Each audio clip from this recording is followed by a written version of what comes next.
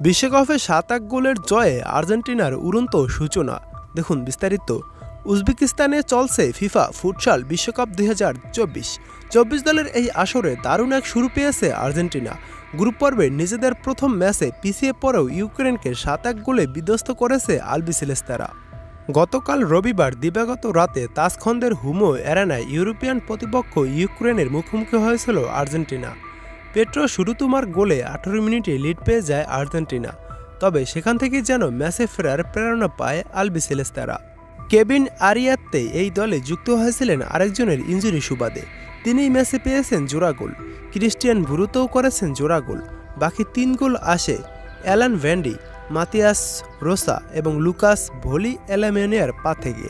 Group সিতে আর্জেন্টিনার পরের ম্যাচ আফগানিস্তানের বিপক্ষে। ১৮ তারিখ হবে সেই ম্যাচ। আর এই ফুটসাল বিশ্বকাপে আর্জেন্টিনার শেষ ম্যাচ অ্যাঙ্গোলার বিপক্ষে। ২১ তারিখ হবে সেই ম্যাচটি। এদিন গ্রুপ সি এর অন্য ম্যাচে অ্যাঙ্গোলা ও আফগানিস্তান ম্যাচে অবশ্য দেখা গিয়েছে হাড্ডাহাড্ডি লড়াই। ম্যাচের শুরু থেকে ছিল আক্রমণ আর প্রতি আক্রমণ।